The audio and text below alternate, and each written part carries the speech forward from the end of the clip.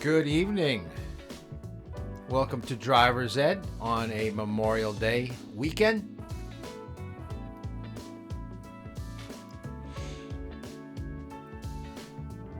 We got one person on. We'll just kind of wait. I have a feeling it's going to be a very small class tonight.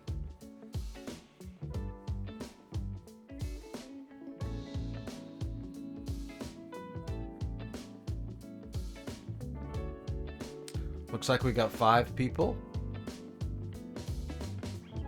So remember to sign in under comments on YouTube and also to sign in on your phone so I know when you arrived for class. And then we'll close out the night with you signing out.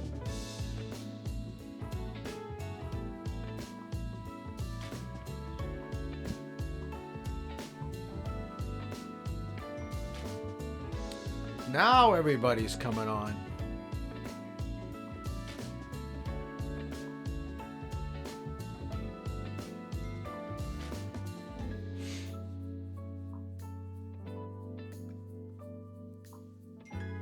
Once we get up around 16 or 17, if we can, then we'll probably start.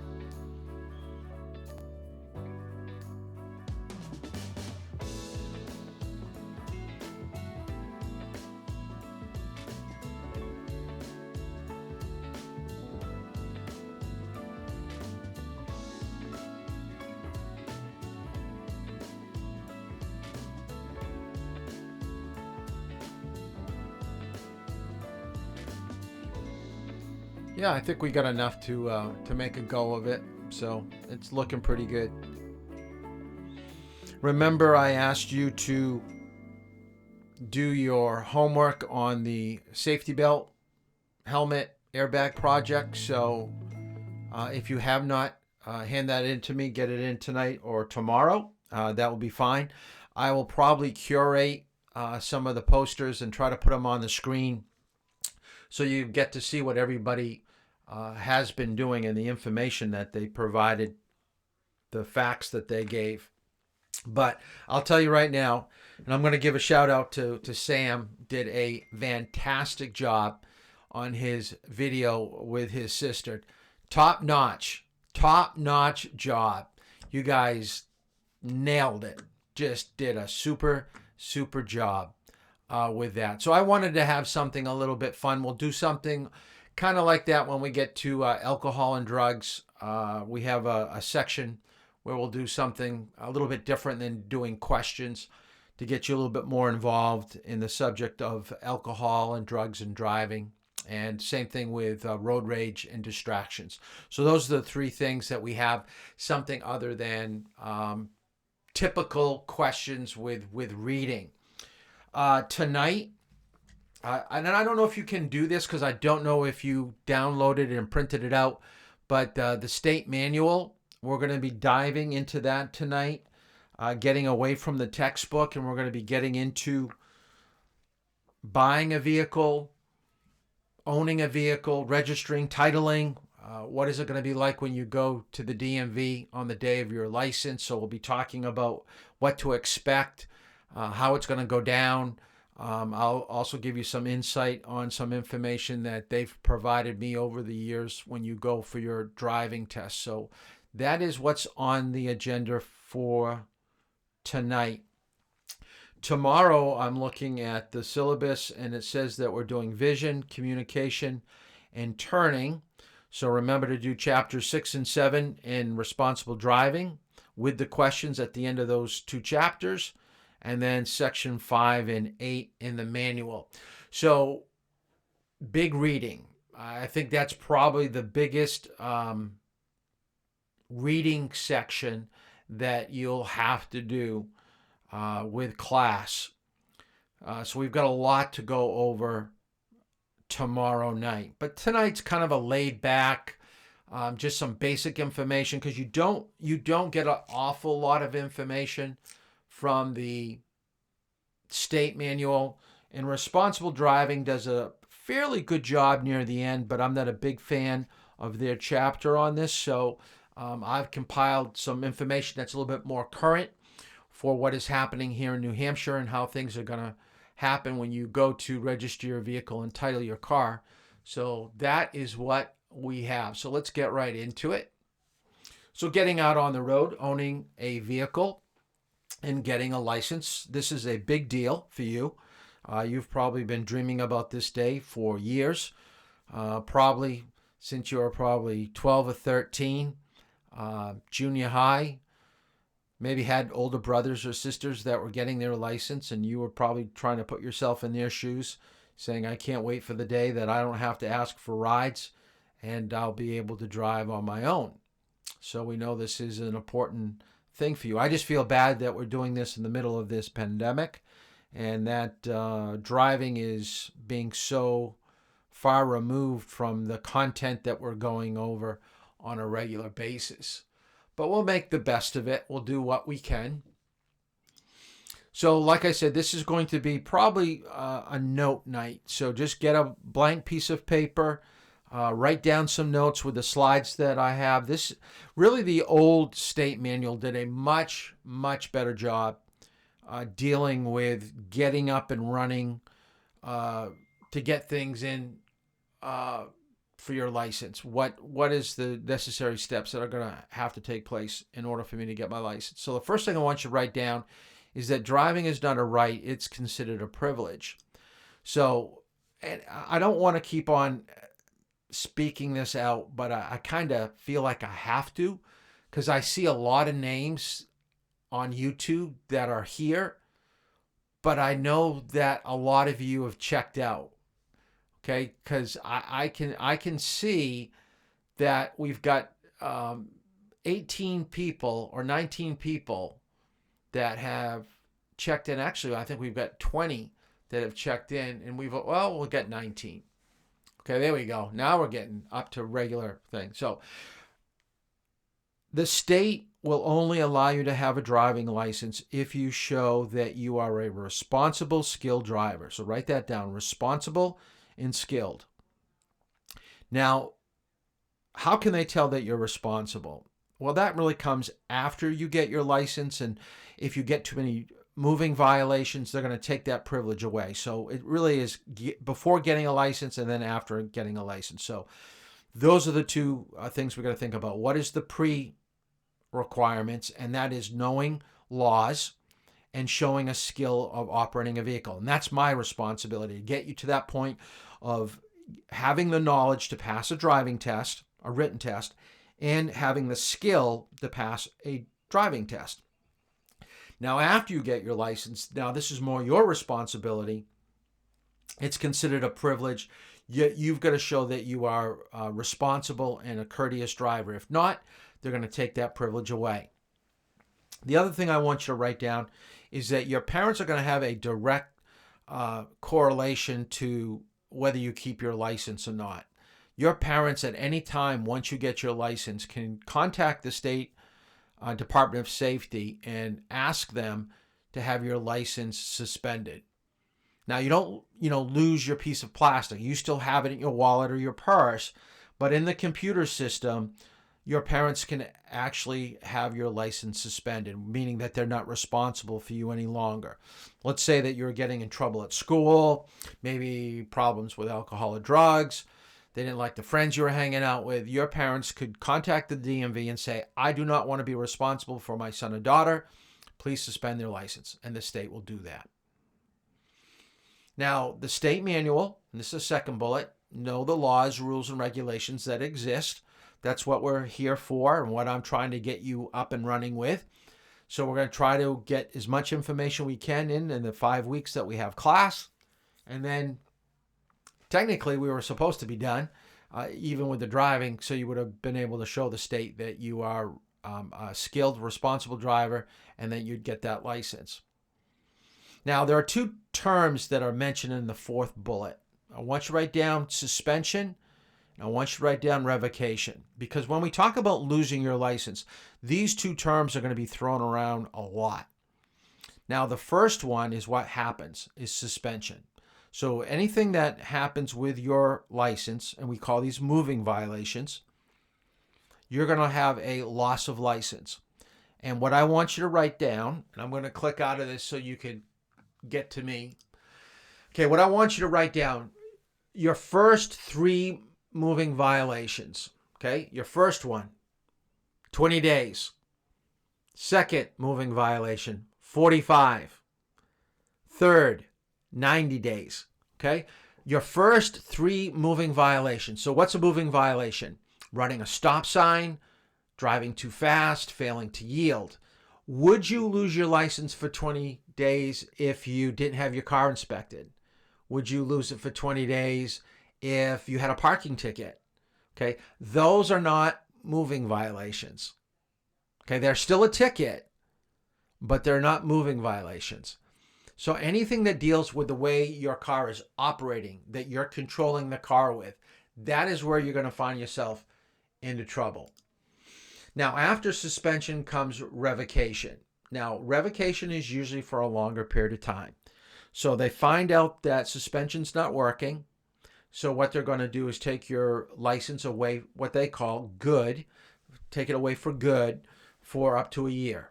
And then you probably have to reapply for a license. You may be required to take another written test or driving test. Sometimes with revocations, there's jail time. So when you're talking about any vehicular homicide, sometimes with a DWI, so more serious driving offenses will have more severe consequences. And it usually falls over on a revocation rather than a suspension. So suspension look as a slap on the wrist, and a revocation is being sent to your room and you can't come out until I tell you to. So you can actually have the state say your license is revocated for life. And who knows how long that will be. Will it actually be for life? Probably not, but that's how they term it. The other thing that was in the old manual, it says, remember, a good driving personality is related to your attitude. So we'll talk more about your attitude when you go for your driver's test, but we won't get into that right now. And of course, driving is a complex task, and it does require your full attention. So the manual that you have before you is a kind of a slimmed down manual from the last version. I think it highlights things pretty well, but it doesn't get into great detail. So that's why I think taking good notes during these classroom sessions that we have online will make you more educated, more knowledgeable about really driving in New Hampshire. Because just reading the manual is just, it's like one paragraph and then they go into something else. So here we're just getting into it a little bit deeper. The thing I want you to write down here is 2 forms of ID must be furnished when you go for your driver's license. And you have to pay the proper fee, which at this point, it's $50 for a license, which is good for 5 years. So technically, it's about $10 a year to have a valid New Hampshire driver's license. And because you are a resident, you are required to, if you live in New Hampshire, to have a New Hampshire driver's license. People that live in another state can drive here in New Hampshire on their out-of-state license, but it has to be in good standing, meaning you can't come to New Hampshire and be under suspension or revocation. It won't go. The other thing I want to talk about, and I skipped over it here, is the 19 locations. Any place that you want to go for your driver's license, once you get your paperwork from me, you could go any place in the state. So I want you to write this down because this is really, really important.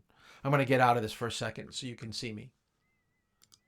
Okay, I was just at the DMV last week, and this is what they told me. It could be midsummer to late summer before they do any testing at the DMV substations.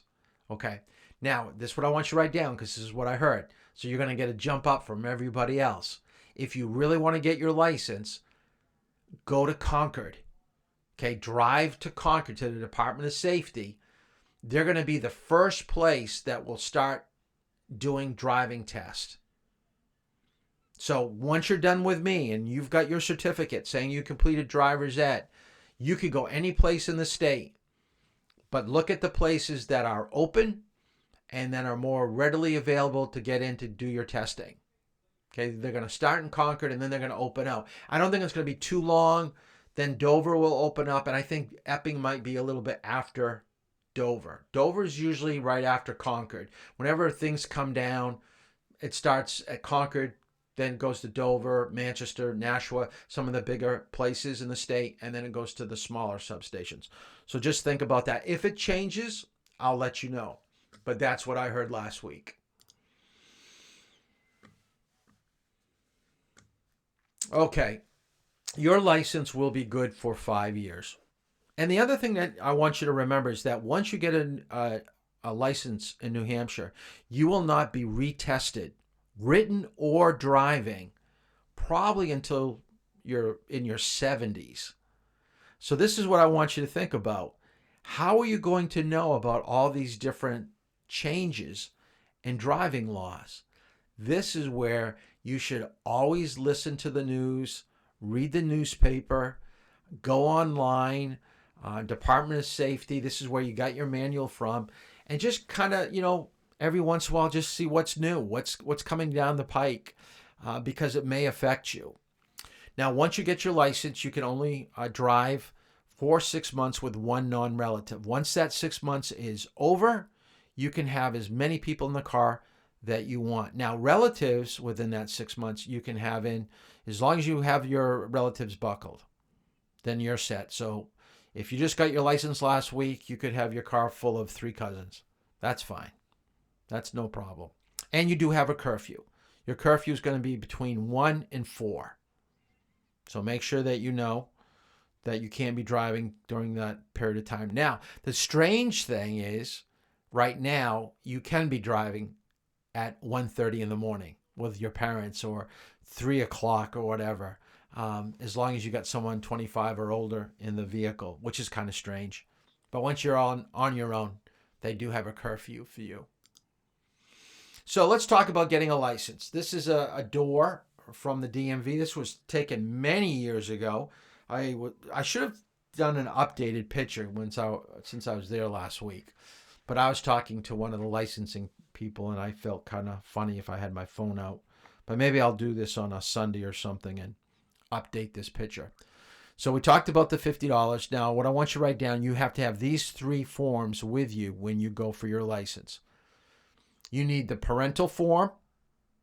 You can go online and get that right now if you want to get it. It's called the DSMV 38. Just download it and fill it out. Have that done. This is why you're here. You've got to get that driver's ed certificate. So once I sign that and you've got your 40-hour log with your parent, you're good to go. The state will take you.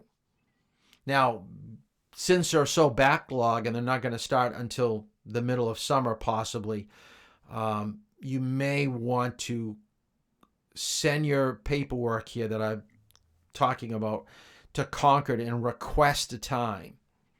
Because once you go to Concord, I guess I'm jumping ahead of myself. It's going to be a couple slides ahead from here. Real ID, I want you to write down, just underline or write in your notes that come October 1st, 2021, in order to do any type of air flight, to board a plane, domestic, international flights, or to get into a government building like a courthouse, you either have to show them a passport or a real ID. So it's probably going to be good when you go for your license to get this out of the way and do it right now. Because like we said, it's going to be 5 years before you go for another license. So you'll be 21 at the time, and that's going to be beyond 2021. So write this down in your notes. What makes getting a real ID a little bit more difficult? They ask for additional paperwork. So you not only have to show a real birth certificate, but you have to show a Social Security card, I believe, and another form ID. So there's actually probably 3 requirements rather than right now. If you go for a regular license, it's just your birth certificate and just another form of ID. Could be like a report card or, a work paid check, something like that. But a real ID is a little bit. So here's a picture of a real ID. And it's the star that's going to be the dead giveaway. So the bottom one is not. That's not a federal identification, so you're not compliant. So you're going to have problems getting into a courthouse unless you've got your passport with you. But the top one with the star, you just show it to them and you walk right in. So that's really the biggest difference. Practice driving, I'm not going to really go over that at all. I think all of you are quite familiar with that. The only thing I can say is get as much of it as you possibly can. Do it right now. You don't want to wait. You don't want to wait. And that will have some bearing. I'll be honest with you. If I was to choose driving, if I only had 3 hours open on a Saturday, I would probably drive with people that have been showing me that they've been doing practice driving on the outside because they're further along and they're going to be ready to go for their license. So it does make a difference to me too. So what to bring to your test? We already talked about the 2 forms of ID, school ID, school report card, visa, passport. I know that they've looked at library cards before, like I said, paychecks. And here's one. Make sure that your vehicle is in good operating condition. Don't show up in a vehicle that is filthy in the inside. So this is just my take. This is what I've learned from dealing with the DMV. Make sure that it is clean, okay? So get the clutter out. Wash your windows inside and out. Make sure that it smells good. You'd be surprised. Some people leave food wrappers and things underneath the seat, and it's not the best smelling vehicle, because first impressions do count. Don't think just showing up the way that you are dressed, the way your car is, doesn't make a difference. It does for the first 20 seconds, 30 seconds. That's when your first impression is being made.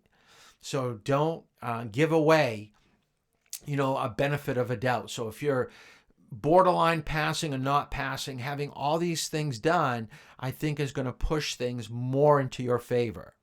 They don't, hold it against you, but no one wants to get into a car that doesn't smell good or you can't see out the windows.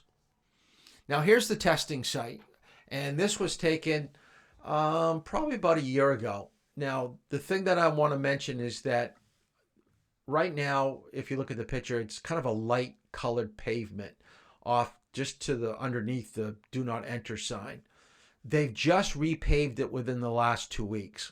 So when I was there last Wednesday, all new pavement, all new parking lines. Looks super nice. So it's going to be a little bit easier to see your reference points and to park a little bit easier. I thought it was a little difficult when it was this faded paint and light colored pavement. I thought it was a disadvantage for students, but they've corrected that. So that's going to be good if you get to go to Dover. All right, so let's talk about the actual process, even if you go to Concord. Have all your paperwork in order. So don't have anything that's not filled out, because right now you see that individual is handing that older gentleman his paperwork. Let's just say that something is missing. He's going to tell him to step out of line and go correct it or fill it in. Now he's going to probably lose time. I don't know if he's going to be sent to the end of the line, but he is going to be pushed off to the side. So make sure everything looks good. They can read it. Have your $50, have your 2 forms of ID, and plan your day. Okay, plan your day. I'm going to get out of this for a second, come back to you for a minute. Okay, when I say plan your day, this is going to probably be more important for you because everything is so backlogged, is if you can just show up. You can just go to Concord, or if Dover does become open, but they take you in the order that you show up. So if you're not there early in the morning, okay, early in the morning, there could be 12 people in front of you. That's going to probably be a 2-3 hour wait. All right. It is a long time. Now, if you send your paperwork to Concord and ask for a date, if they say show up at 9:30, that's when your test is. So they're going to ask you to be there a half hour early. So show up at 9 o'clock. But once 9:30 comes, you're out on the road or you're doing the test. Okay. And that's the other thing I want to mention. even if the line is very long, you'll probably be able to at least do your eye test and written test. So remember, there are 3 parts to the test. It's your eye test first, then the written test, and then the driving test. So 3 parts, and we're going to go over that in a minute. So let me go back to this. So once you hand all this information to the gentleman or whoever's at the booth, then they're going to basically give you a number. Okay? And if you take a look at the TV screen, you'll be sitting like everybody here. You'll be sitting and waiting for your number to be called. So a driver's license right now, if you take a look at the board, is that there are 11 people in front of you, and it's going to probably be about 46 minutes before you even get to go do your eye test. So forget about the written test and the driving test. We're just talking about getting up to talk to somebody and doing the eye test. So you're going to wait, and wait. So it is a long, long day. It can be. I think when my kids went, I left. We did the eye test, written test really, really quick, but we left. We came back in 2 hours and then did the driving part.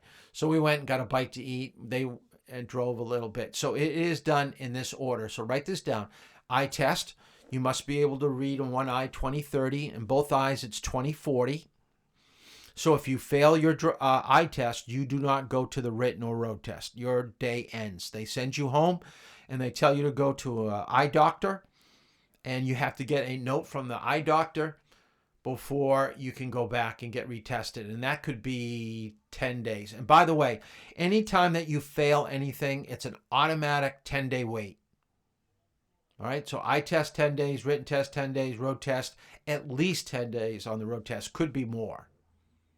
All right, so you pass the eye test, then they're going to send you to a computer room, and you're going to take a written test, and we'll get to that in a minute. So this is what the computer testing site is. It's almost like an iPad. It's a touch, and I'm going to show you a video that is going to describe how the test takes place. Now, this is probably 6-7 years old. The person in the pink is a driver's ed teacher in Merrimack, and we went to a training at the Department of Safety in Concord, and they showed us when they went from the written test to a computer test what the computer test looked like. And I asked if I could record it so my students could take a look at what it's like. So this is the recording that they allowed me to do. As you notice, there's a volume. There's a volume here on the right. We also have headphones that plug in. Everybody gather around. You can come stand back here as well if you can't see. And what it's going to do is it walks you through each individual screen, kind of prompts you to the next screen. It's pretty self-explanatory. Hit continue, go on to the next one. And what it does is it gives you 4 dates of birth. Do you know which one it is? No, I don't actually. You have to pick your date of birth to continue. So when you walk into our test room and you see 5 test stations, well, how do I know which one is mine? Well, number one. I'll be right back. Jay O'Leary. Still, I can get What was that? April 6, 94. Okay. 694, that'll be the bottom. Thank you. It tells you at the beginning that it's a 40-question test and that you need to get 32 to pass. Is every question based on the manual? No, it is not.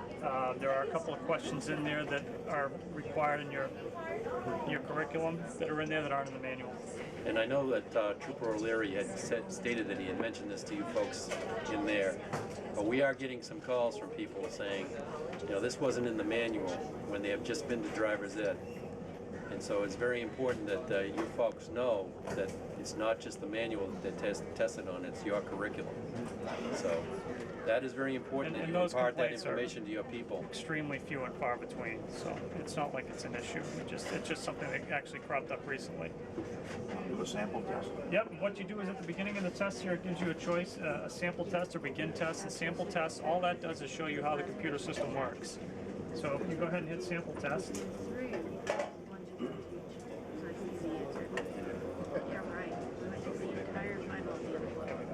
Shows you a picture of a horse and asks you what it is. Pretty simple. Here's the great part about this test. When you pick an answer, it's going to ask you to confirm that answer. Get it tapping. So there is absolutely no way you can come back and say, hey, listen, I hit C and A came out. If I didn't like that answer, You could hit no. Yep, we're good. There you go. This might have to be recalibrated. We haven't used it that This much, one hasn't but been used in a couple so, months. but it is the touch screen is usually instant. Takes a second to catch up. That'll ask you to confirm your answer. Is that correct? And at this point, because it's just a sample, it's not going to tell you if you got it right or wrong. It's just so that you know where to touch the screen and what pressure to use, things like that. Go ahead, begin test. Hey, take his license away.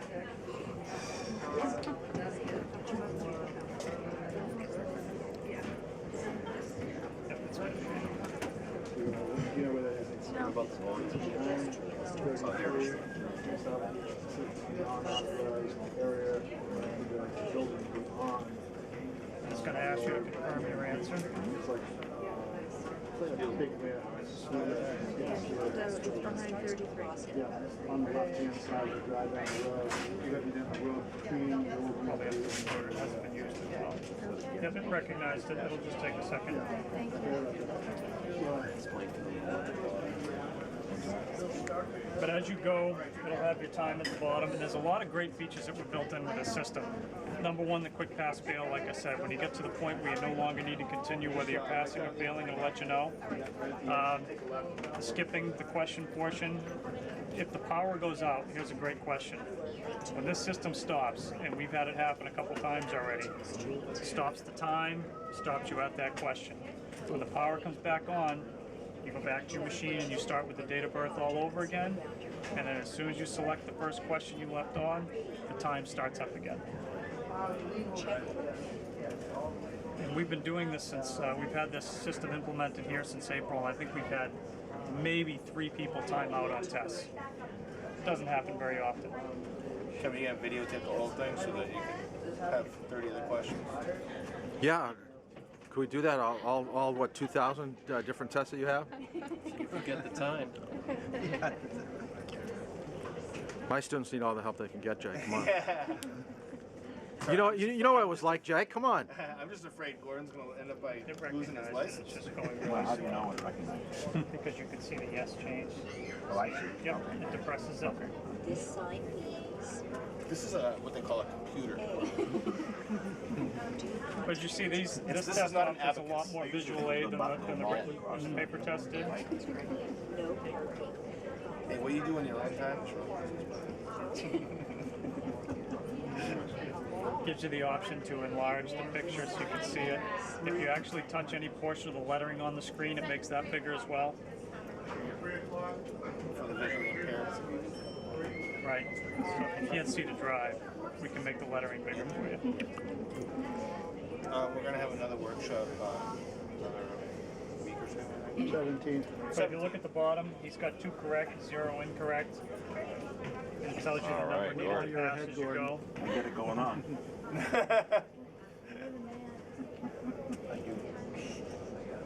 The maximum speed limit in a business area is A. Got a lifeline, right? If 3 you lifelines. are, Well, he's got 2. He can't phone a friend. Well, Exactly. I told you at the beginning of the test, we have a screen that begins and says any study materials, any cell phone use, boom. And what we can do is, from the terminals up front where the clerks sit, we can suspend testing, cancel tests, we can do all kinds of things from there if we feel that there's something going on. Okay, you can basically see that from the questions, it's not that complicated. Even the signs are pretty straightforward and simple. I kind of like the feature that if you want the test read to you, you could put earphones in. But notice what they said at the end. If they find out that you're pulling out a phone to maybe try to help you, if you're looking at maybe a watch, with Apple Watches now, you can have notes and things like that. They're going to end the test. Don't be that foolish. And believe me, I've had students in class try to cheat. Now, it's kind of hard now that we're doing online, you're on your own. It's kind of an honor system type of thing, but really you're only cheating yourself. But a couple things about the test that you saw.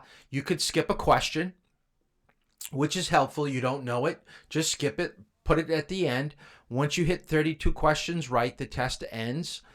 And the funny thing is, like I said, it's not that complicated. 40 questions seems like a lot, but the average person takes about 13 minutes. 13 minutes to do the 40 question test. Now, if you really know your material, you're probably going to, only get up to question 35, 34, only get 2 or 3 wrong, so you never do the last 5. So I think that's what is moving people through the test quite quickly. But as you saw from one of the questions, it was what we covered last week about checking around your vehicle. So that's not in the manual. That's from our curriculum. That's what we had here in class. So that's why I want you paying attention and here for the YouTube videos. Now, the testing sheet that you see before you, I'm going to link on the Facebook page tomorrow. I didn't have a chance to do it today. Actually, I got to find where I put my copy. Or I'll just take a picture of this and I'll give it to you. I'm going to link this to Facebook tomorrow that you can download it. And if you want to practice going for a road test, and I kind of do this our last 2 times anyways, but I'm just going to spend just a little bit of time so you can see what they're talking about. And it's kind of hard unless you really blow it up so you can see it. I'm going to try to make it a little bit bigger on my screen here for me. Oh, I get it as big as I can. Starting the vehicle. And this has more to do with your checks outside the vehicle, inside the vehicle. Starting the vehicle, can't have any problems. I've had some students with the push button start, they forgot what to do. That should never happen on your driving test. Visual observations, notice mirror checks, head checks, organize search patterns. So write this down in your notes. That is one category that they mark a lot of students off on. When I've talked to the DMV and I ask, how can I better train my students? They say, have them use their mirrors more or turn their head at intersections checking for traffic. They can't tell sometimes that you're looking at things. So you have to make it kind of obvious. Now, any area that's blacked out, they cannot fail you for. So notice they cannot fail you for the way you grip the wheel or how smooth you're making your turning the wheel.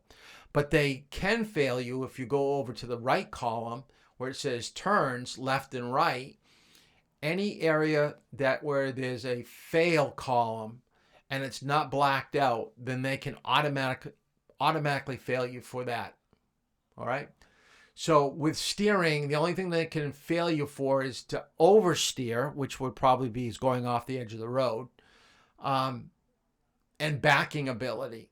We will spend time in reverse, usually our second lesson, maybe sometimes third, using our right side view mirror, using our left side view mirror, using our rear view mirror, looking over our shoulder when we're backing up. We spend time practicing where to look, when to stop, how to place our car where we need to. They're looking at how skilled you are. They're not looking at whether you're getting hit or you're missing people. I mean, that's pretty simple. That's what you're supposed to do. But they're looking for placement. They're looking for technique. Using your signals, and they're not going to fail you for it, but they're going to mark you off 3 points for needs improvement, 5 points for poor. Engine control, if we get to it tonight, we will talk about manual transmission, but that's for engine control. So if you bring a standard vehicle to your driving test, they will actually test you on how well you shift, how well you clutch. So you may want to find an automatic and take that for your test. Then you have turns left and right, too wide, too short, from the wrong lane, ends in the wrong lane. Speed control, I've already talked to you about. Don't try to go over 5. Keep it close to the speed limit, a little bit above, you're going to be okay. A little bit below, same thing. But once you start getting 6, 7 over, or heaven forbid on a driving test, going 15 below the speed limit or 15 over, that is going to be automatic failure. Then they've got signs, signals, pavement markings, needs improvement or poor. They've got all the different signs, giving right of way, all the different types of parking, and they're going to usually have you do at least one type of parking. Maybe two, but guaranteed one. But you just don't know which one. And then, of course, lane usage. So these are the things that they can mark you off for. Now, you've just gone and you've passed the eye test, you passed the written test. They're going to give you that sheet that's to the right in the picture where it says, know before you go. This is what they give you to bring out and hang from your rear view mirror.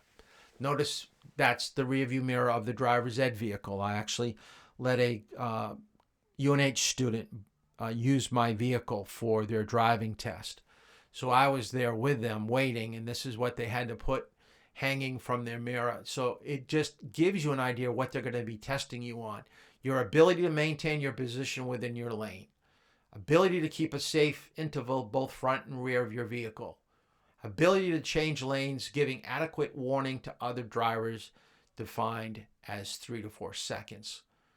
Correct signal use, presetting them upon completion, so don't leave them on. Don't leave them on. They're going to get you for that. Then they're going to have stop signs, traffic lights. You may encounter pedestrians, emergency vehicles. So how do you react with these things that are coming up on your driving test? Making left turns, right turns, and at least one parking maneuver, as I said. Now, they said 15 minutes. They're making you feel good. It's closer to 20. Okay, it's closer to 20 minutes. But I guess if they get a little bit behind, and who knows, now that they're really, really behind, maybe they are going to push it to a 15-minute test.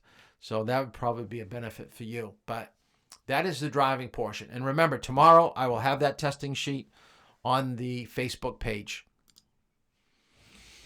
There are different types of licenses that you can get in New Hampshire. The only thing that I want you to be familiar with is the second bullet, an operator's driver's license. That's what you're getting, but it's going to be classified as a youth operator's driver's license. So I want you to write down, it allows you to drive a vehicle up to 26,000 pounds.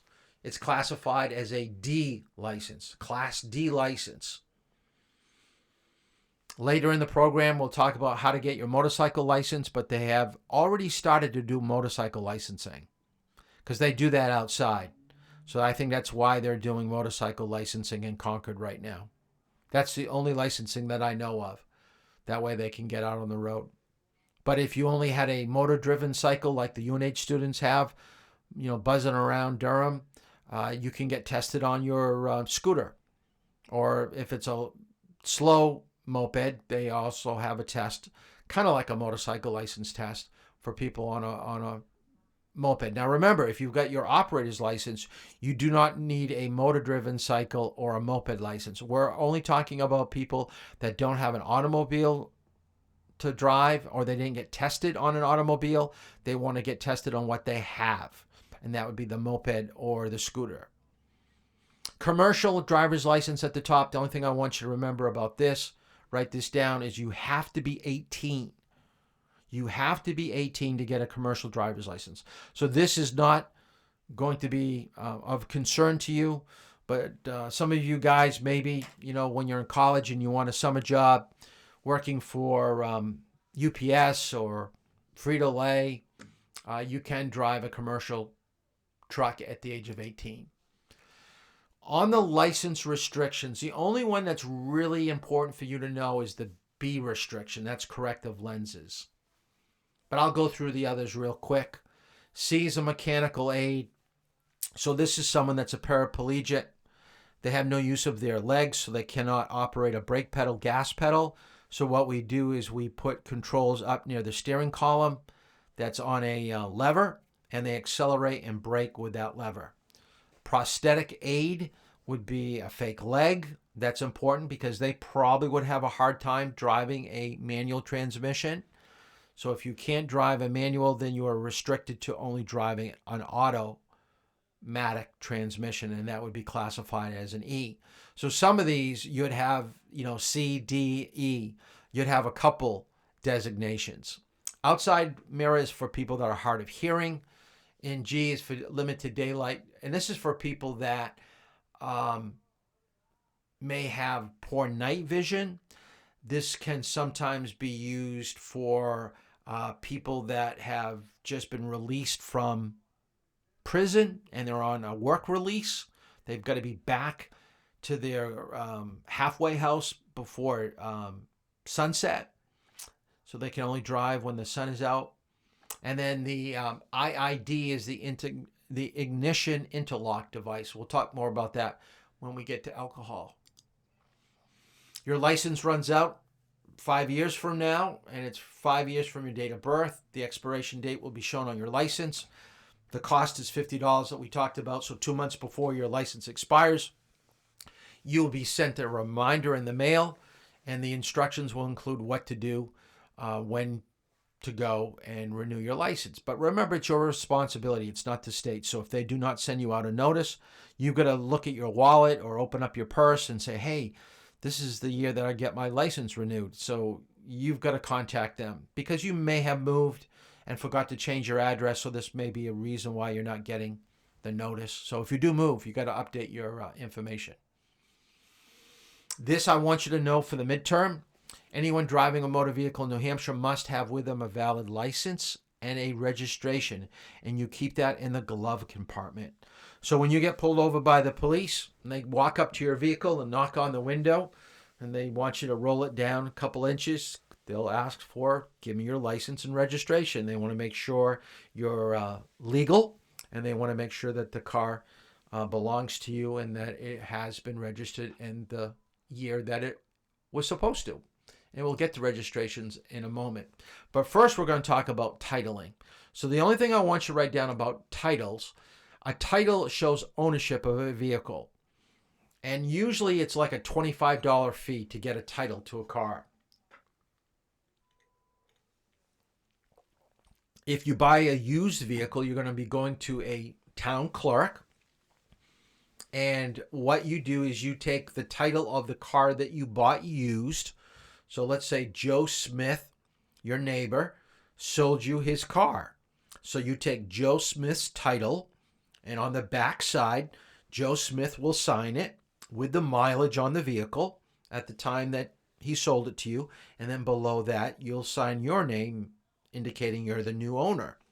You take this to the clerk, and now the clerk will make out your own title. So if you ever want to sell it, it'll be your title, and there'll be a place underneath your name that the person you're going to sell it to. So we move ownership of a vehicle. If it's a brand new car, the auto dealer will do that for you.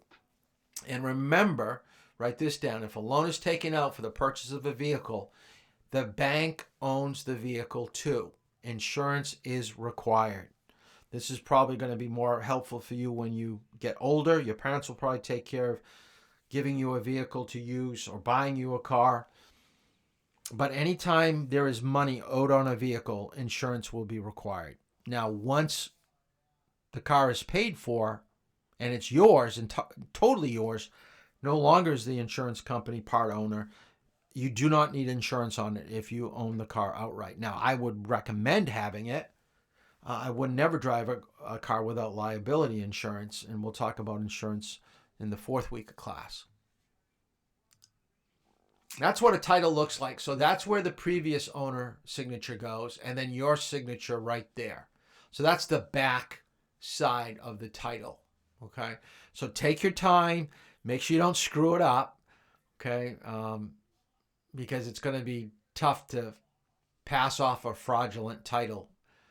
Especially you start scribbling out because you made mistakes. They're going to think it's not right. You have 60 days to register your vehicle. And this is what I want you to write down in your notes. Registration is in the month of your birth. And you go to your town clerk first to pay your residence tax, show them your title or to get your title. But it's the same month that you were born. So registration and inspection is in your month of birth. This is what a registration in New Hampshire looks like. So if you take a look at the top, it's got the plate number, what type of vehicle, the year that it was built, And then over on the right-hand side, it's got fees, your registration fee, your title fee, total due, and you're going to be making out a check to two checks, one for the town and one for the Department of Safety, State of New Hampshire. And this is what I want you to write down about registration. Now, a lot of people will ask, well, how much is my registration? We know the title is going to be around $25. What is my registration is going to be? It's based upon how old your vehicle is and the value of the vehicle. So the newer and the more expensive, the higher the cost of registration. What would be a typical cost of registration? Most used cars that are at least 8 years old, you're looking at probably around $100 or under $100. But if you get a new vehicle, okay, let's say that you get a Volvo and it's brand new, okay, and it's like a $60,000 vehicle, it could be $300, $400, $500. And remember, registration is paid every year. So when I have students tell me, oh, Mr. Toll, I can't wait to get my license. I've got $2,000 saved up to buy a car, and they're looking for a $2,000 vehicle. And I'm thinking, well, did you figure in your title and registration fee? How much it's going to cost to inspect it? How much to insure it? And they go, no, I just saved up $2,000. I thought I'd just buy a $2,000 car. And they never even accounted for the added expense of owning a vehicle. This is one thing in your life that's going to be reoccurring every year till you don't drive anymore. It is a big expense, especially if you've got a loan on a vehicle. You could be paying $400 or $500 a month just in more when you figure in maintenance about driving a vehicle. So this is a big deal. So anything that you can do to learn and to learn how to save money, you're going to be better off for it. So we already talked about type, weight, year, value, price, trade-in. All this stuff goes into what your registration is going to be. We talked about the owner's month of birth. Must be processed at the DMV or town clerk. We talked about that. The plates are given out randomly. If you want a vanity plate, you're going to have to request it. So if you wanted like your initials and your favorite number or the number that you wear for the basketball team, they can do that as long as nobody has that sequence of letters or numbers. And I believe it's right around $100. But you're going to have to send away for it. So just keep that in mind. And this is the other thing I always tell students. It says all vehicles must be registered. Anything that has a license plate. I'm going to get out of this and go back to me for a minute. My birthday's coming up in 2 months, okay? I've got like 3 vehicles. It's a big expense for your parents. So, okay, think about if you've got a boat, a trailer, a snow machine, be nice to your parents on their birth month because they're forking out a lot of money for all the things that you guys get to use and do. So it's kind of a bummer. I mean, everybody likes having a birthday till you get old and then you get all these expenses, but that's part of getting older. It's funny when I ask people, how many cars do you have in your driveway? A lot of people say 3 or 4, and we got a boat, and my dad's got a motorcycle, and we've got 3 snow machines. I go, oh my goodness, I don't want to pay your registration. Vehicle inspection. So you register the vehicle first, then you take your vehicle to an inspection station. Now, how do you know who does it? There are 2,500 official inspection stations. They have like an old man of the mountain. That used to be, or still is, the symbol of New Hampshire, even though we don't have that rock formation anymore. It still lives on as being our official symbol. But you have to go to some place that has that verification to do inspections. So it can't be just your uncle that says your car is in good order. It has to be someone that's putting a tag on your windshield. And I believe it's on the bottom left-hand corner of your windshield now. It used to be right behind your rearview mirror, but they moved it. Every state now is going bottom left. Okay, it'll be placed on the windshield. This, I think I've got a picture here of what it looks like. I guess it's coming up later. All right, items to be checked, and you do not have to write this down, but mirrors, horn, wipers, defrosters, lights, tires, frame, brakes, windows. There's a big checklist. Now, they just want to make sure that we don't have unsafe vehicles out on the road. And a lot of people will say, well, how much is this going to set me back? We just did registration. You told me it was going to be a little under $100.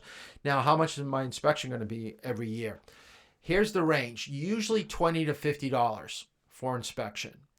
Now, what I want you to write down, that the information can be for safety and emissions. There's two types of inspections, one for safety, one for emissions.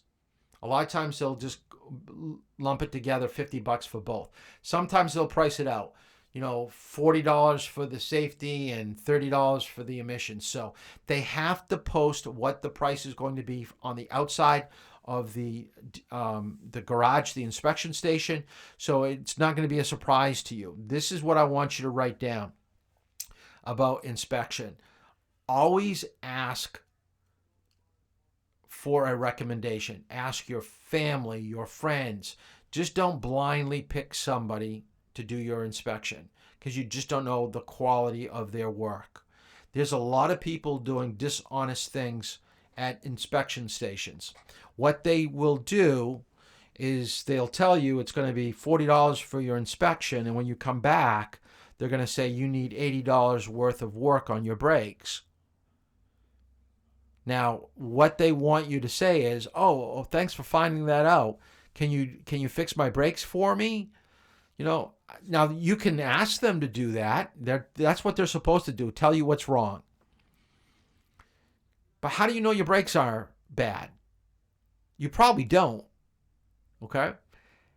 You want to make sure I'm going to get out of this again so you can see me. This is what you want to do. Anything that they replace, let's say that they have to do spark plugs or anything that they're putting something new into your vehicle, ask for the old parts. And you're thinking, what am I going to do with old parts? It's just to prove that they actually did the work. I had found a video where someone placed a video camera on the inside of the top of the hood of a vehicle. So when you lifted the hood, it was staring down at the work that they were doing. Out of 10 places that they went to get work done on the vehicle, only 4 people were honest and told them what the real problem was. And it was basically fixed within like 3 minutes. And all 4 of them didn't even charge to do it because it was just reconnecting a hose or something like that. Something very simple. The other 6 people charged them anything from like $80 to $300 for work being done. So they were just faking it. So get a written estimate, okay, what the work's going to be done. Ask for the parts. Go places that have the AAA. AAA is the American Automotive Association. If you ever have a problem, AAA will go on your behalf to resolve any conflict. So I'm a firm believer. I don't get anything from AAA. I'm just a member. I really like the services that they provide. And I think it's a wise thing to have things that will help you when you're out on the road. So that's inspection. The other thing too, and this happened to my daughter, they told her brakes were bad. And she kind of knew that the brakes were somewhat bad.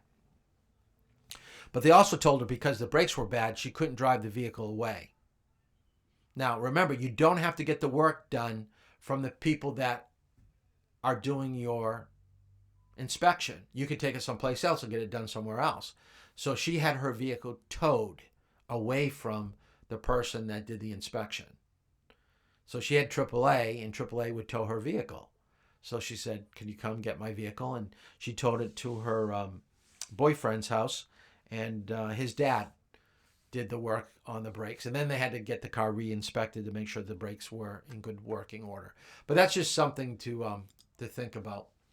So there's the $40, or actually it's $40 for safety and then $40 for the emissions. So just make sure that you do these things. It's going to make you a better driver. more knowledgeable driver. There's the inspection. That's what it used to be. It used to be right near the rear view mirror, but now it's down a little bit lower. And for your registration, they also put a month and a year on your license plate. So if you ever see a police officer near a toll booth, okay, it's basically because they're looking for license plates that are gone beyond their registration. That's what they're looking for. So if you see them standing out near Easy Pass, watching cars go by, that's what they're looking at. They're looking at your windshield and they're looking at your license plate. Don't fake it. Here's someone that didn't want to pay for the registration. Okay, and he actually tried to make his own. Looked like he had his, and this was Vermont, so I thought that was kind of funny. Okay, let's talk a little bit about manual transmission. So I want to get into that. It was in one of the chapters in responsible driving. I think it's very important you have a basic understanding about manual transmission vehicles. So let's just kind of go through some terminology. I want you to know that the movement of a vehicle in a standard manual transmission is based upon how you use the clutch, the stick shift, and the accelerator pedal. So these three things have to be working in conjunction with one another. It's a timing thing. It's coordination. And this is why a lot of people have problems. In your comments on YouTube, I want everybody to write yes or no. Have you driven a manual transmission? So I want to see who's still here. So write down yes or no in the comments with YouTube whether you've driven a manual transmission. Yes or no. All right? So let's talk about the clutch. The clutch is the pedal to the left of the brake. It's the third pedal that you have. It must be fully depressed down or disengaged to break the connection between the engine and the transmission. If you do not break that connection, you're going to stall the vehicle. All right? Now, when you let up on the clutch pedal, you've got to do it slowly while you're pressing down on the gas pedal. So it's up on the clutch, down on the accelerator in order to move the vehicle. That's what's going to get it going forward. Now, you don't have to write this down, but this is what a shift pattern would look like.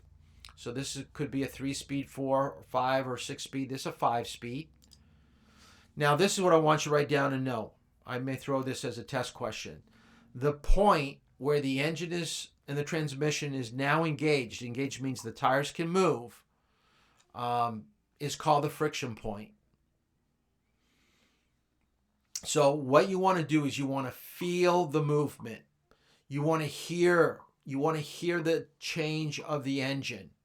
You want to make sure that you're not going to have that car stall. And the easiest way to practice finding the friction point is using a reverse. And that's a lower gear than first gear. And then stopping on a hill so you don't roll back, you want to use your emergency brake. So what you want to do is to lift up on the emergency brake, let go of the clutch pedal a little bit, and as you feel the friction point being engaged, you want to basically drop the emergency brake that's your hand brake. You want to let that down as the car starts to move forward. These are the gears. You don't have to learn what the different gears are. But no, at certain speeds you have to be, like if you're going 30 miles per hour, you better be in third and not fourth gear. The car is going to not be very responsive to your accelerating in fourth gear at 30 miles per hour. So be in the gear that you need to be. And try to go up one gear at a time. All right? And then you want to go what we call downshifting.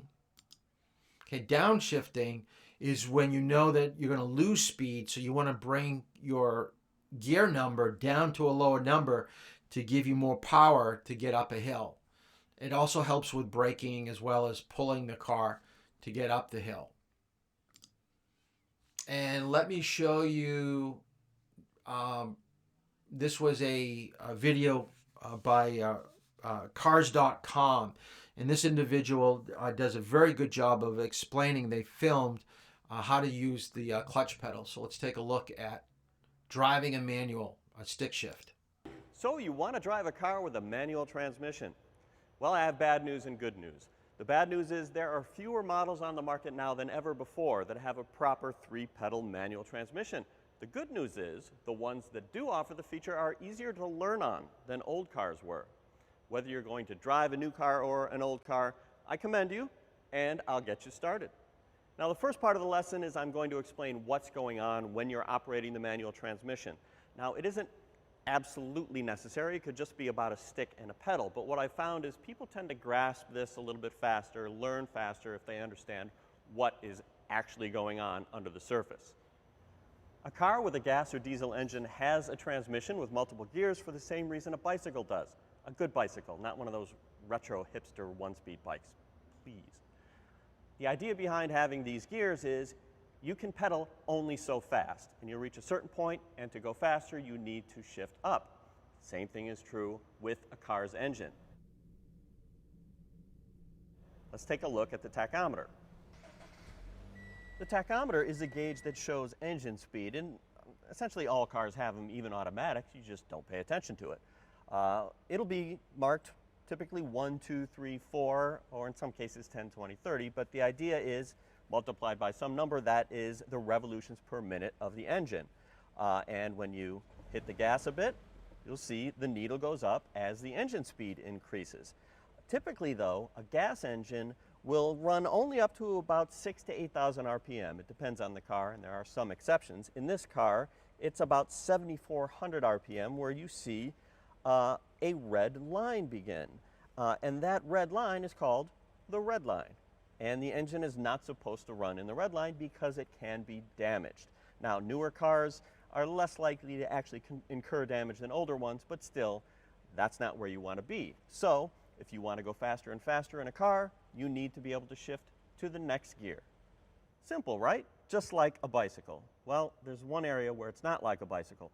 On a bicycle, when you start out, you just pedal 1, 2, 3, 4. You can start from a standing stop. An engine, on the other hand, has an idle speed of typically 750 RPM. So it'll run from 750 RPM to, in this case, 7,400. But below 750, nothing.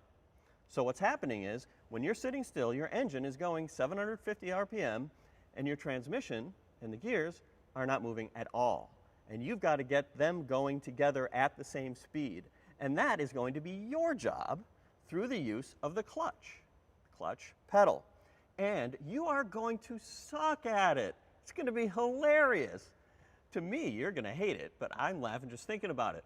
But here, you probably ought to laugh at it too, because you're going to be bad. But if you stick with it and practice, you're going to get better. So let's start with the pedals. You'll see the extra one here, the third, that is the clutch pedal.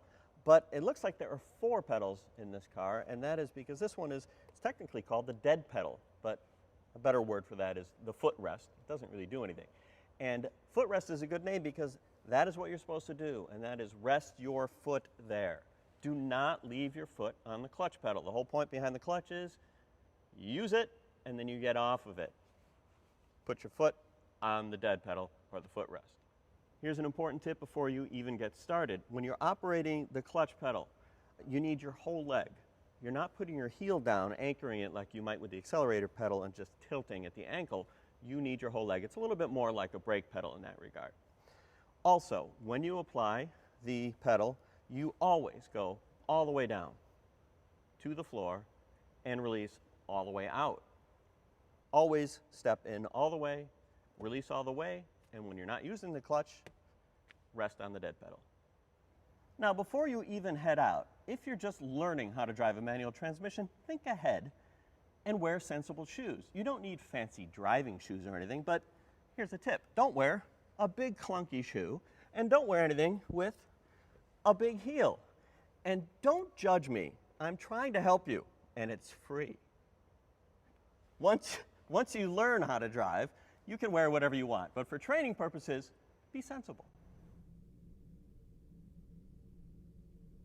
Now let's get to know the shifter, or the stick, which is how you put the transmission in the different gears.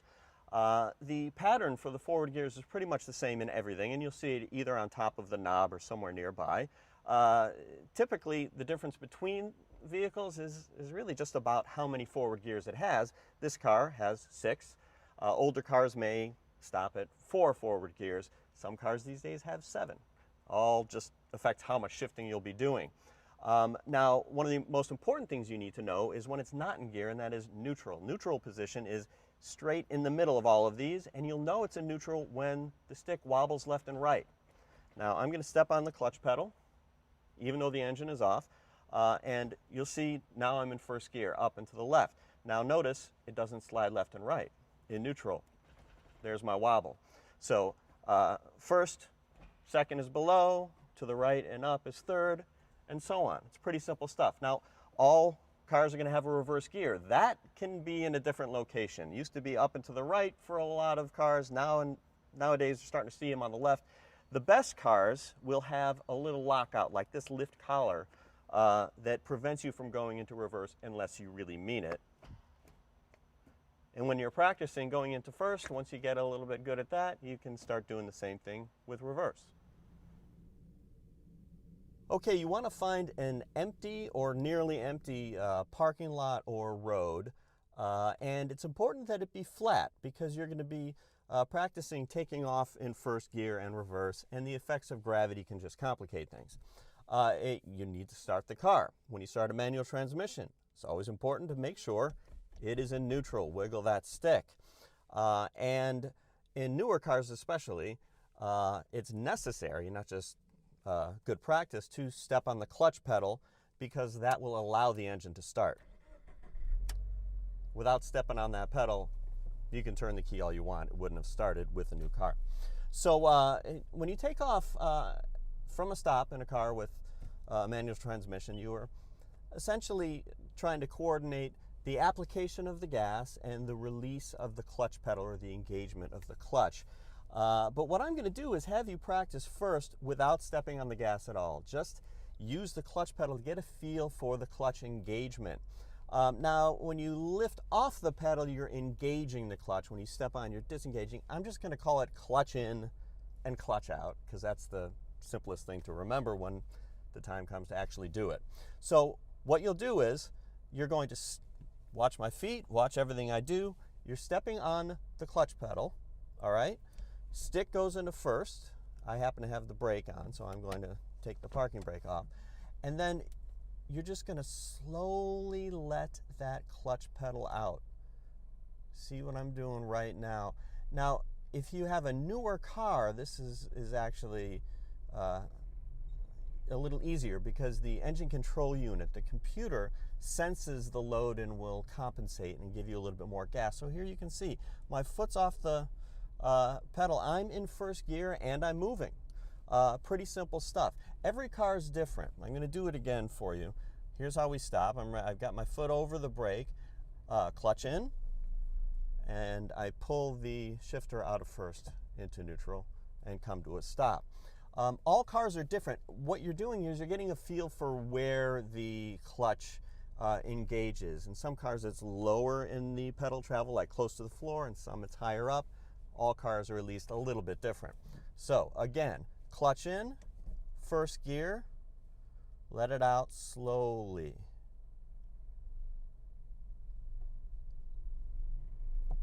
And there you go. You putter around. You can putter around a little bit in first gear if you want to.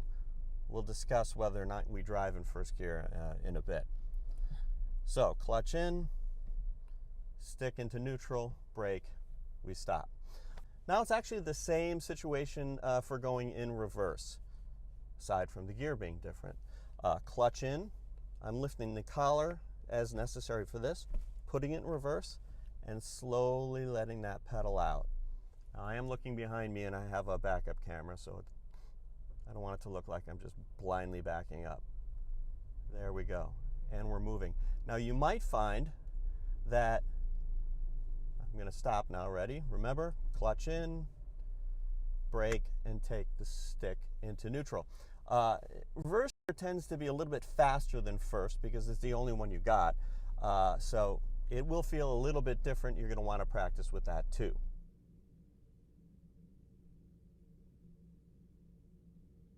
Now, having gotten a feel for the clutch application, I'm going to show you how we apply the gas and release the clutch at the same time. And it lets you do the same thing you just did, but faster. Here we go. Clutch in, first gear. Now, watch my feet. I'm going to add some gas and release the clutch, and we're moving in first gear. You can hear we're moving faster this time. Okay, same as last time. Clutch in, braking, stick back into neutral. Now, you probably want me to tell you what RPM you should be going when you release the clutch to take off. I can't tell you that. Reason being, first of all cars are different. I want to say it's going to be around 2,000 RPM just to get you going. But first, all cars are different. And second, I don't want you focusing on the tachometer. You're much better off getting a feel for this just by doing it. And I feel the same way about when we get to the point where we're shifting through the higher gears as well. So we did it once. Let's do it again. Ready? Clutch in, into first gear, adding a little gas, letting out the clutch. Okay? Now, let me give you one tip that I think is one of the most useful things that I've found from instructing people on how to drive manual transmissions, and that is there's a notion that this has to be the perfect synchronized balletic application and release, perfectly even, and that's actually not true. What I've found is a lot of people find the process a lot easier while they're learning if they partway through releasing that clutch, they just, if it starts to grab, just hold for a second and then release the clutch the rest of the way. I'm going to try and do that again so you can see what I'm doing. Rather than just trying to robotically go in with the gas and out with the clutch. It's, you're applying, you come out a bit with your clutch foot. See my hand here. Wait a second. When it starts to grab, just give it a half second and then release the rest of the way. Here's what I'm doing. Ready? Okay, basically what he was talking about at the end is that friction point that I wanted you to write down is once you find that friction point between the engagement of the engine, okay, that is where he was talking about that slight hesitation and then letting out the rest of the way.